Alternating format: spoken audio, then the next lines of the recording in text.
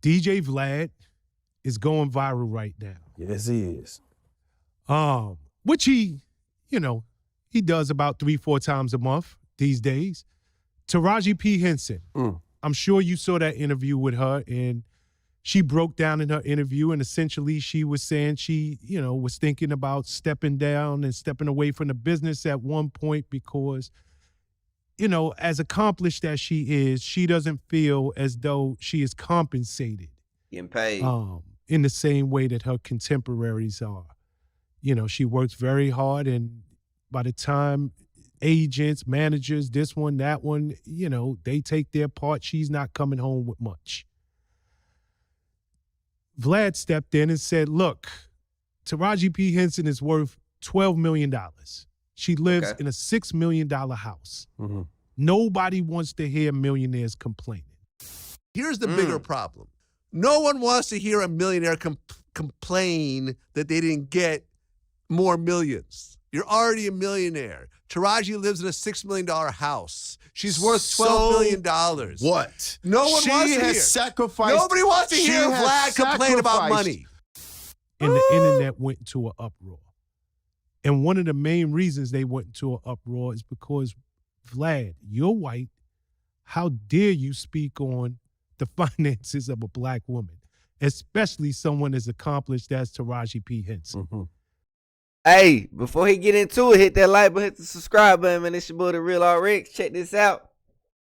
I ain't gonna cap. Taraji, she been around for a minute, for a little grip. You feel me?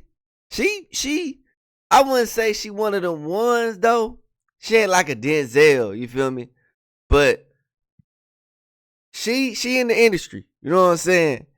And from my perspective, this is me talking. Because they always try to undercut us. You know what I'm saying? We never gonna get as much bread as our other counterparts. You know what I'm saying? That's just facts. But I ain't gonna count. Ain't nobody really trying to hear that. You know what I'm saying? You getting underpaid when you been making millions and millions. But like I said, I'm always supporting our black sisters because I want our black sisters to get paid. So we're gonna see what Yung Joc got to say. No cap. What's your thoughts? It's interesting because let's just be clear. You know, when you start to speak on the powers to be or the protocols that's unforeseen to the public, that's shunned upon because, people feel like, you could be stepping on toes. Okay. You could be going against the very powers that pay you. And the climate now, as we see with platforms such as, podcasts and people being more free to speak their mind, even just with a simple going live or just putting something up on the internet. I think people are more vocal these days, and I can respect it and I appreciate it. I felt some kind of way when Vlad said that because I was like, well, you know what? I was thinking to myself, you know what? We always take on this whole notion that once we see these super celebrities, like they're super paid.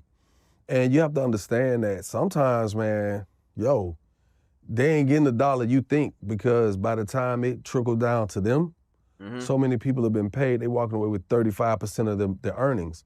I don't care how much money Taraji has made. I don't care what she's worth. Just because she has a $6 million home does not mean that she can't feel how she feels about being paid. I mean, when you start talking about equal opportunity, first and foremost, when we speak of a space like the entertainment world of Hollywood, sexism comes into place, classism comes into place, and even colorism. So when you think of a Taraji, she's right there in that fair complexion. You know what I'm saying? Right in the middle. So it's kind of like she get a pass, right? You can see her doing bigger things, but she ain't super light skinned. Somebody super light skinned or of another race could walk right in and get a bigger dollar than her. Or a man could step in, but that's why I said sexism. A man could come in and boom, just that fast, he's getting more money than her. Just because she's worth $12 million does not mean she got $12 million in her bank account.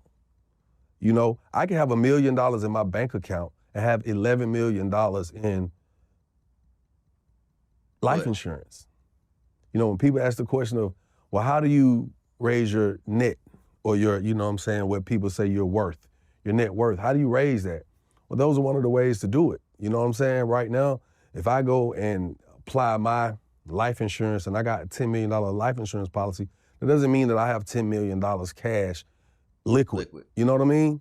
So I don't get caught up in what we assume people are worth or what we Google someone's net worth to be. I don't get caught up in someone's accomplishments. I'm gonna look at it on the surface level of it. At the end of the day, if she's one of those people, because imagine this, you've been playing the game the way you're supposed to. She's done an excellent job at making her her place in the whole entertainment scene when it comes to, you know, television and movies, right? She's made her place. You would agree with me and say she's secured there, right? Absolutely. So let's think of this. When you're thinking to yourself, yo, by the time I get here, I should be able to get this type of dollar amount. Once I've gotten these particular accolades, once I've gotten this many films behind me, once I've made a certain amount of money, my films or my shows have grossed a certain amount of money, then I expect to be compensated properly. Okay. I'm a really break this down. This Yung Joc, he really hit the nail in the coffin on a lot of those topics. But this is the only thing I have, because, you know, I've always been a person to speak my mind. I've always been a person, you know, I'm not scared of controversy. So if you got a $12 million net worth, right? $12 million. Okay. Let's just say out of 12, how much cash do you have liquid? Because see, look, your average American is not even going to see $1 million. You're there. The average American might not even get a salary over $150K. How many people in the world are making over $150,000 a year? How many people in the world are making over $250,000 in a year? And if you really want to get wicked, how many people that you know right now in your phone, pick up your phone, make a phone call, whatever. How many people that you know on your phone make $500,000 a year? 500 bands, right? I only got one person. I got one person in my phone. You know what I'm saying? I ain't gonna say a name, but just know we went to school together. You know what I'm saying? But listen, actually two. I got two people. You feel me? But that's a lot of money.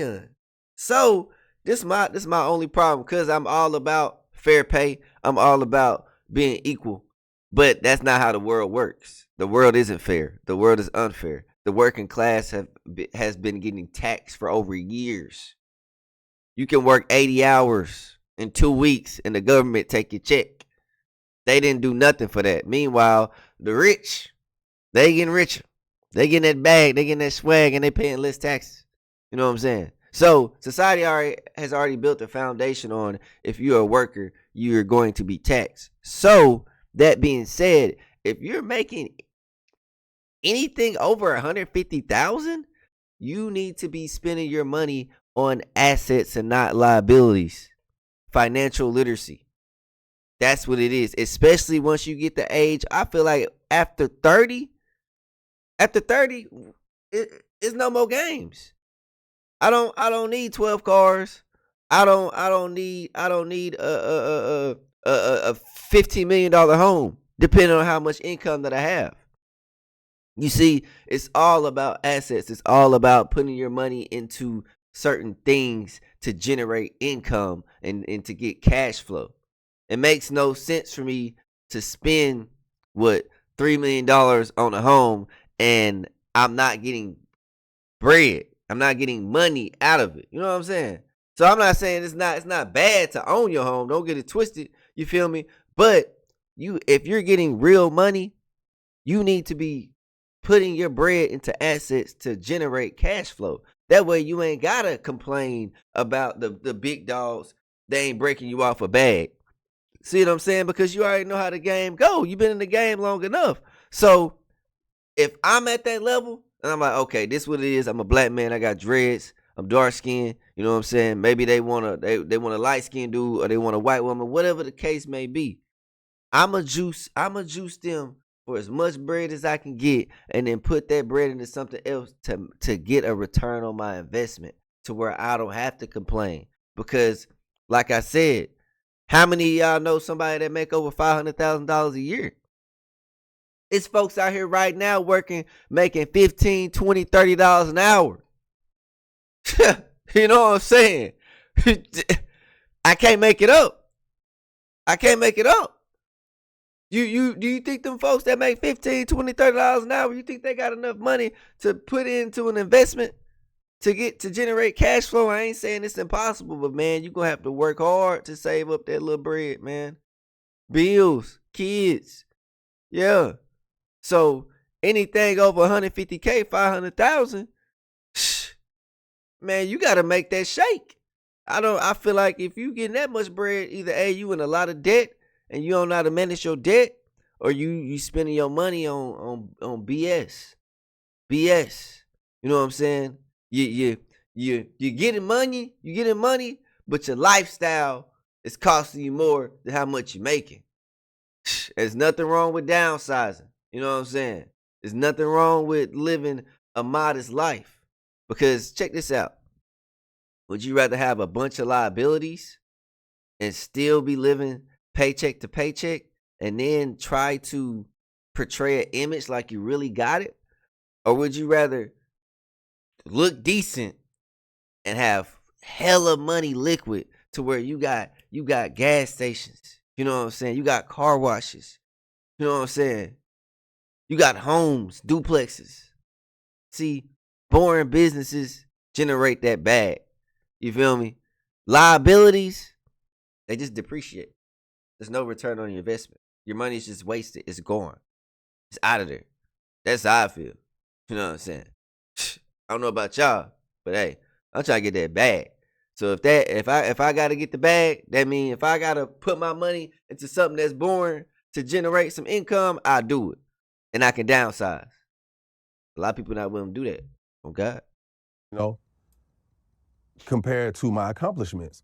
Now, let's say you've done all this, you look up and you've been in this for 30 years, and you get there, you like, yeah, finally, boom, and they still playing with you. You gonna feel like, you know what?